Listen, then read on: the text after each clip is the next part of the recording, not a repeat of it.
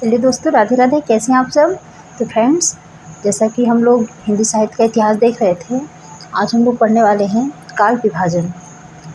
तो काल विभाजन में हम देखेंगे कि काल विभाजन की आवश्यकता क्यों पड़ी। सबसे पहले हम इसे देखेंगे कि काल विभाजन की आवश्यकता क्यों पड़ी, क्योंकि साहित्य में हो रहे दिशा परिवर्तनों को ज्ञात करना था। जो साहित्य में परिवर्तन हो रहे थे उसको ज्ञात करने के लिए हमें काल विभाजन की आवश्यकता पड़ी।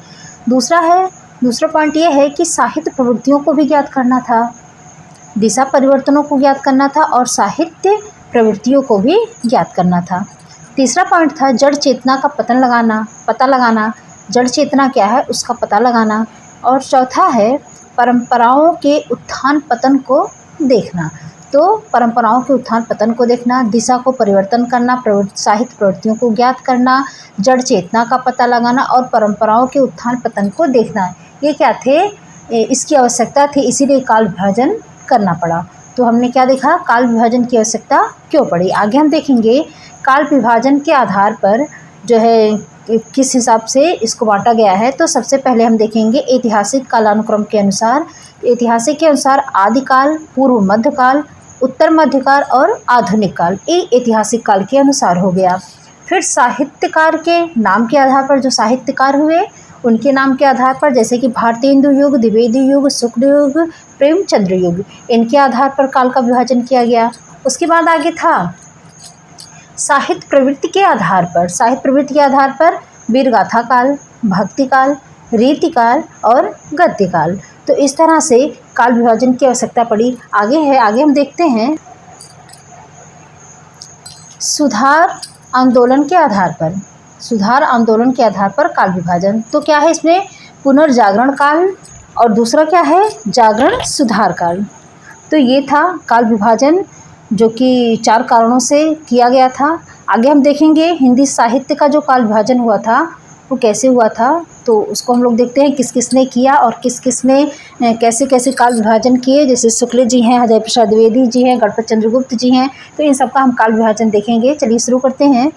गाडसा दा तासी, इन्होंने काल विभाजन का कोई भी प्रयास नहीं किया था। ये सवाल पूछता है कि काल विभाजन का किसने प्रयास नहीं किया था। तो गाडसा दा तासी जी ने जो है काल विभाजन का कोई भी प्रयास नहीं किया था। आगे है शिव सिंह सेंगर, इन्होंने भी काल विभाजन का कोई प्रयास नहीं किया था। गाडसा दा तासी व शिव सिंह सेंगर दोनों ने क्या किया कि काल विभाजन का कोई भी प्रयास नहीं किया। उसके बाद आते हैं जॉर्ज अब्राहम ग्रियर्सन। तो ग्रियर्सन जी ने क्या किया, इन्होंने काल विभाजन का सबसे पहला प्रयास किया था। सबसे पहला प्रयास किसने किया, तो ग्रियर्सन जी ने किया। इन्होंने हिंदी साहित्य के विकास क्रम को 11 युगों में बांटा था। कितने युगों में, तो 11 युगों में इन्होंने बांटा था। तो युग हम देख लेते हैं कौन कौन सा था। पहला था हिंदी साहित्य के इतिहास का चारण काल। हिंदी साहित्य के इतिहास का चारण काल ये था 700 से 1300 ईस्वी। उसके बाद था 15वीं सदी का धार्मिक पुनर्जागरण। तीसरा है जायसी की प्रेम कविता। फिर है ब्रज का कृष्ण संप्रदाय, ये 1500 से 1600 ईस्वी है। उसके बाद आता है मुगल दरबार, तुलसीदास, रीति काव्य, तुलसी के अन्य परवर्ती कवि। उसके बाद है 18वीं सदी, कंपनी के शासन में हिंदुस्तान और विक्टोरिया के शासन में हिंदुस्तान। तो ये 11 जो है काल विभाजन किसका है, तो जॉर्ज अब्राहम ग्रियर्सन जी का है। एक बार फिर से रिवीजन कर लेते हैं। हिंदी साहित्य के इतिहास का चारण काल, 15वीं सदी का धार्मिक पुनर्जागरण, जायसी के प्रेम कविता, ब्रज का कृष्ण संप्रदाय, मुगल दरबार, तुलसीदास, रीति काव्य, तुलसी के अन्य प्रवृत्ति, 18वीं सदी, कंपनी के शासन में हिंदुस्तान और विक्टोरिया के शासन में हिंदुस्तान। तो ये था जॉर्ज ग्रियर्सन का काल विभाजन। उसके बाद हम लोग देखते हैं मिश्र बंधु का काल विभाजन। तो मिश्र बंधुओं का काल विभाजन क्या है, प्रारंभिक काल इन्होंने 5 भागों में इन्होंने बांटा था मिश्र बंधुओं ने, और इसको भी इन्होंने 2-2 भागों में बांटा था। जैसे प्रारंभिक काल को इन्होंने 2 भागों में बांटा, मध्यकालीन को 2 भागों में बांटा। इस तरह से प्रारंभिक काल, मध्यकालीन, अलंकृत काल, परिवर्तन काल और वर्तमान काल, ये किसका है, मिश्र बंधु जी का है। तो मिश्र बंधु का प्रारंभिक काल में पहले क्या इन्होंने 2 काल में बांटा, पूर्व आरंभिक काल और उत्तर आरंभिक काल। तो पूर्व आरंभिक काल कब से कब तक था, 700 से 1343 विक्रमी। संवत 700 से 1343 विक्रमी किसका था, तो ये पूर्व आरंभिक काल का काल विभाजन है, मिश्र बंधुओं के द्वारा हम देख रहे हैं इसको। उत्तर आरंभिक काल का समय कब से कब है, तो संवत 1344 से 1444 विक्रमी। पूर्व मध्यकाल का जो समय था, पूर्व आरंभिक काल जो था, पूर्व आरंभिक काल वो 700 से 1343 ईस्वी था। उसके बाद आ जाता है उत्तर आरंभिक काल, ये संवत 1344 से 1444 विक्रमी हो जाता है। उसके बाद है मध्यकालीन काल। मध्यकालीन काल को भी दो भागों में इन्होंने बांटा था, पूर्व माध्यमिक काल और प्रौढ़ माध्यमिक काल। तो पूर्व माध्यमिक काल का समय कितना है, तो संवत 1445 से 1560 विक्रमी। संवत 1445 से 1560 विक्रमी। उसके बाद आता है प्रौढ़ माध्यमिक काल, तो ये संवत 1561 से 1680 विक्रमी। प्रौढ़ माध्यमिक काल संवत 1661 से प्रौढ़ माध्यमिक काल का समय है 1561 से 1680 विक्रमी।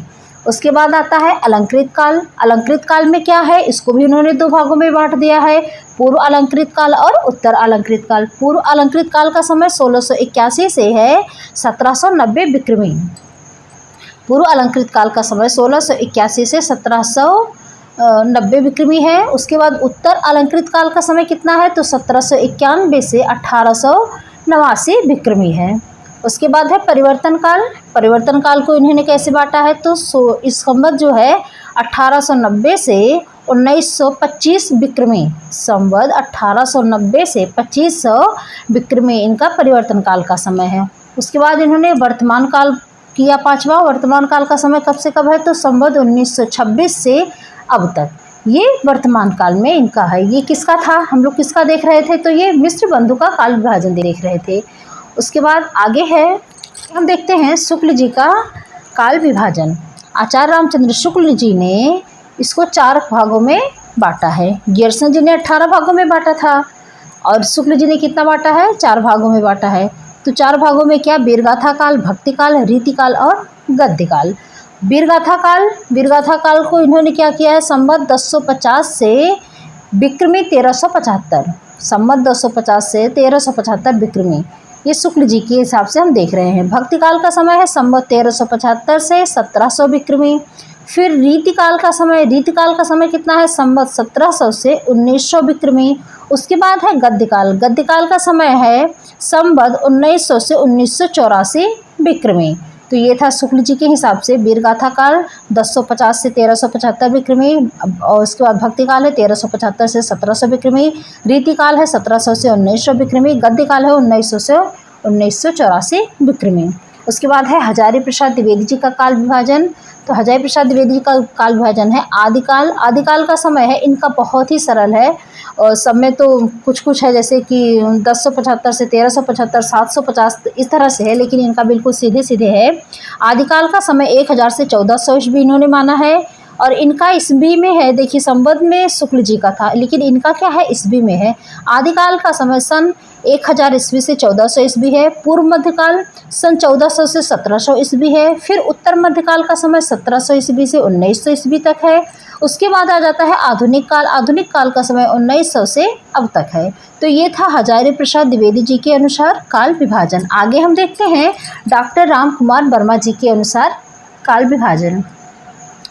तो इनका क्या है, इन्होंने भी 5 कालों में बांटा है। डॉक्टर रामकुमार वर्मा जी का काल विभाजन कितना है, तो इन्होंने 5 भागों में इन्हें बांटा हुआ है। संधि काल है, चारण काल है, भक्ति काल है, रीति काल है और आधुनिक काल है। तो हम देखते हैं संधि काल का समय कब से कब तक है। तो संधि काल का समय है 750 विक्रमी से 1000 विक्रमी। 750 विक्रमी से 1000 विक्रमी, ये किसका है, डॉक्टर रामकुमार वर्मा जी का। और चारण काल का समय कितना है, 1000 विक्रमी से 1375 विक्रमी। चारण काल का समय 1000 विक्रमी से 1375 विक्रमी है। उसके बाद है भक्ति काल का समय 1375 से 1700 विक्रमी। 1375 से 1700 विक्रमी। रीति काल का समय है 1700 से 1900 विक्रमी। आधुनिक काल का समय है 1900 से अब तक। तो ये था डॉक्टर रामकुमार वर्मा जी का काल विभाजन। आगे है गणपत चंद्र गुप्त जी का काल विभाजन। उसके बाद है डॉक्टर नगेंद्र जी का, तो इसको हम कल देखेंगे, कल की वीडियो में, क्योंकि वीडियो लंबी हो जाएगी।